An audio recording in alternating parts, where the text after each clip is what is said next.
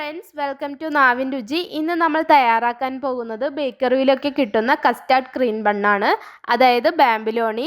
സാധാരണ ഈ റെസിപ്പി തയ്യാറാക്കാൻ മൈദയും ഷുഗറും ഒക്കെയാണ് എടുക്കുക. അപ്പോൾ ഞാൻ അതൊന്നും എടുക്കാണ്ട് ആട്ടയും ശർക്കരയും വെച്ചാണ് ചെയ്യുന്നത്. അപ്പോൾ ഇത് കടയിൽ നിന്ന് മേടിക്കുന്നതിനേക്കാൾ നല്ല അടിപൊളി ടേസ്റ്റ് തന്നെ വീട്ടിൽ വളരെ എളുപ്പത്തിൽ തന്നെ തയ്യാറാക്കി എടുക്കാം.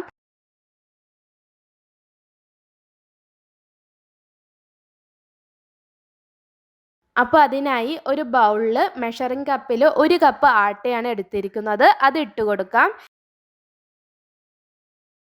ഇനി ഇതിലേക്ക് 1/4 കപ്പ് അളവിൽ പൊടിച്ച ശർക്കരയാണ് ഇട്ട് കൊടുക്കുന്നത്. കൂടെ 1 ടീസ്പൂൺ ഇൻസ്റ്റൻറ്റ് ഈസ്റ്റും 1/4 ടീസ്പൂൺ ഉപ്പും 1/4 കപ്പ് അളവിൽ ഇളം ചൂടുപാലുമാണ് ഒഴിച്ചു കൊടുക്കുന്നത്. എന്നിട്ട് ഇത് നന്നായി കുഴച്ചെടുക്കുക. നിങ്ങളുടെ കയ്യിൽ ഇതുപോലെ ഹാൻഡ് മിക്സർ ഉണ്ടെങ്കിൽ അത് വെച്ച് ഒരു 10 മിനിറ്റ് നന്നായി കുഴച്ചെടുക്കുക. ഇല്ല എങ്കിൽ കൈ കൊണ്ട് നമ്മൾ ബ്രെഡിനൊക്കെ കുഴച്ചെടുക്കുന്നത് പോലെ ഒരു 15 മിനിറ്റ് നന്നായി ഒന്ന് കുഴച്ചെടുക്കുക. അപ്പോൾ നിങ്ങൾക്ക് ഇതിൻ്റെ ഇടയിൽ പാല് തികഞ്ഞില്ല എങ്കിൽ കുറച്ച് ഇളം ചൂടുവെള്ളം ഇതിലേക്ക് ഒഴിച്ചു കൊടുക്കാവുന്നതാണ്.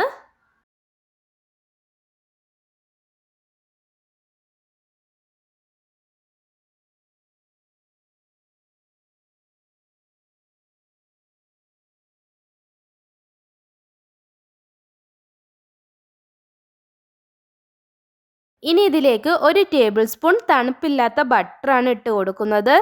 എന്നിട്ടിത് നന്നായി ഒന്ന് ഹാൻഡ് മിക്സ് ചെയ്തെടുക്കുക.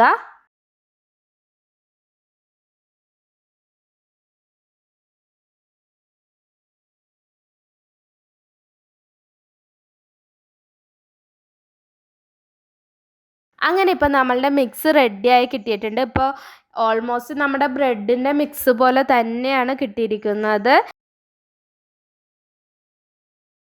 ഇനി ഇതിൻ്റെ മുകളിൽ 1/2 ടീസ്പൂൺ ഓയിൽ ഒഴിച്ചു കൊടുത്ത് നന്നായി മിക്സ് ചെയ്തതിന് ശേഷം നമുക്കിത് 1 മണിക്കൂർ ഒന്ന് പ്രൂഫിങ്ങിനായി വെക്കാം.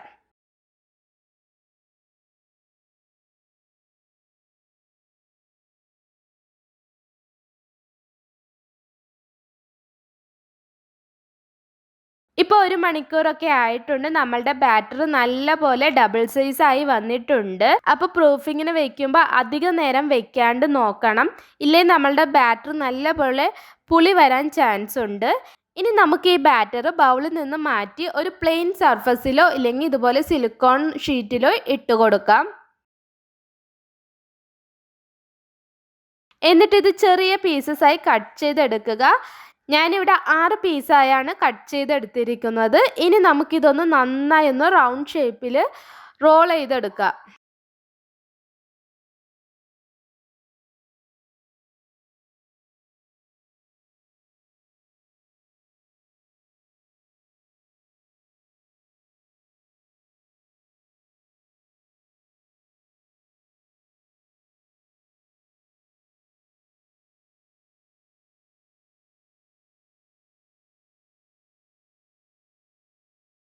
അങ്ങനെ ഇപ്പോൾ എല്ലാ പീസസും ഇതുപോലെ റോൾ ചെയ്തെടുത്തിട്ടുണ്ട്. ഇനി ഇതൊരു 15 to 20 മിനിറ്റ് ഒന്നുകൂടി പ്രൂഫിങ്ങിനായി വെക്കാം. അപ്പോൾ ഈ ഒരു ടൈമിൽ നമുക്ക് ഇതിൻ്റെ അകത്ത് വെച്ച് കൊടുക്കുന്ന കസ്റ്റാർഡ് ക്രീം ഫില്ലിങ് റെഡിയാക്കി എടുക്കാം. അതിനായി ഒരു ബൗളിൽ 1 teaspoon cornflour, 2 table spoon custard powder, 3 table spoon ഷുഗറും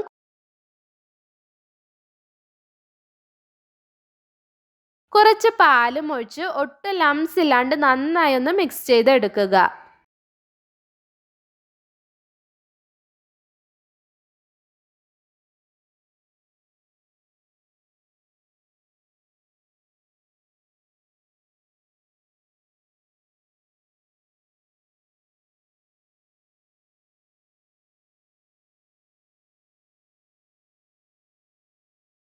എന്നിട്ടൊരു പാനിലേക്ക് 300 ml പാൽ ഒഴിച്ചു കൊടുക്കാം. എന്നിട്ട് ഇതിലേക്ക് നമ്മൾ ഓൾറെഡി മിക്സ് ചെയ്ത് വെച്ചിരിക്കുന്ന കസ്റ്റാർഡ് പൗഡറിൻ്റെ മിക്സ് ഒഴിച്ചു കൊടുക്കാം. എന്നിട്ടിത് നന്നായി മീഡിയം ഫ്ലെയിമിൽ ഇട്ട് നന്നായി ചൂടാക്കി എടുക്കുക. അപ്പോൾ ചൂടായി വരുന്ന ടൈമിൽ ഇതിലേക്ക് 1/2 ടീസ്പൂൺ ബട്ടറും 1/2 ടീസ്പൂൺ വാനില എസൻസും ഒഴിച്ചു കൊടുക്കാം. എന്നിട്ട് ഇത് നല്ല തിക്ക് കൺസിസ്റ്റൻസി ആകുന്നത് വരെ ചൂടാക്കി എടുക്കുക. ചൂടാക്കുന്ന ടൈമിൽ അടി പിടിക്കാൻ നല്ലപോലെ ചാൻസ് ഉണ്ട്. അപ്പോൾ നന്നായി ക്രീമി കൺസിസ്റ്റൻസി ആകുന്നത് വരെ കൈ വിടാണ്ടൊന്ന് ഇളക്കി കൊടുക്കുക.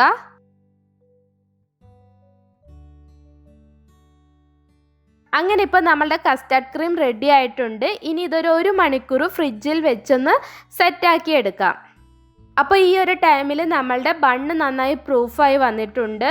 ഇനി നമുക്ക് ഫ്രൈ ചെയ്തെടുക്കാം. അതിനായി ഒരു പാനിൽ ഓയിൽ നന്നായി ചൂടായി വരുമ്പോൾ ഓരോ ബണ്ണായി ഇട്ട് കൊടുക്കാം. എന്നിട്ട് തിളച്ച ഓയിൽ അതിൻ്റെ മുകളിൽ ഇതുപോലെ കോരി ഒഴിച്ചു കൊടുക്കുക. എന്നിട്ടിത് നന്നായി തിരിച്ചു മറിച്ചും ഇട്ട് നല്ല ഗോൾഡൻ കളർ ആകുന്നത് വരെ ഫ്രൈ ചെയ്തെടുക്കുക.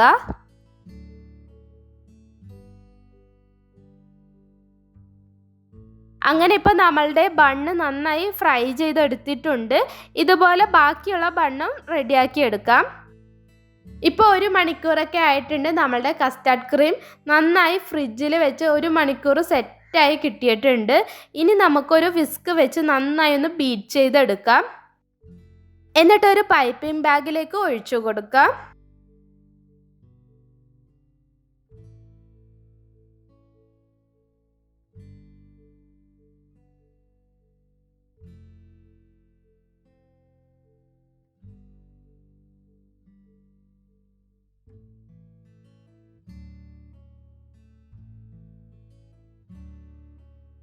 ഇനി നമുക്ക് ബാംബിലോണി സെറ്റ് ചെയ്തെടുക്കാം. അതിനായി ബണ്ണിലേക്ക് ഒരു കത്തി കൊണ്ട് ചെറിയൊരു ഹോൾ ഉണ്ടാക്കി കൊടുക്കാം ഇതുപോലെ.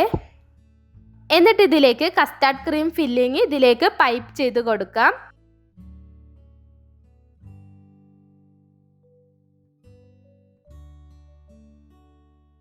അങ്ങനെ എല്ലാ ബണ്ണും ഇതുപോലെ ചെയ്തെടുത്തിട്ടുണ്ട്.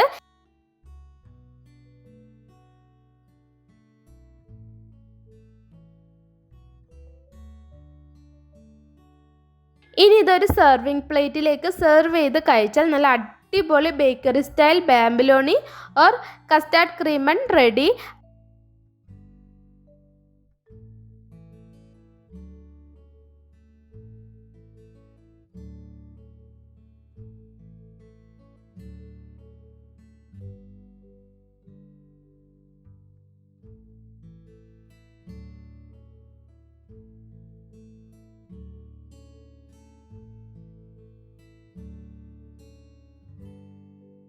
അപ്പോൾ എല്ലാവരും ട്രൈ ചെയ്ത് നോക്കുക. നിങ്ങൾക്ക് ഈ വീഡിയോ ഇഷ്ടപ്പെട്ടാൽ ലൈക്ക് ചെയ്യാനും ഷെയർ ചെയ്യാനും സബ്സ്ക്രൈബ് ചെയ്യാനും കമൻറ്റ് ചെയ്യാനും മറക്കരുത്. നല്ലൊരു റെസിപ്പിയുമായി അടുത്ത വീഡിയോയിൽ കാണാം. Thanks for watching.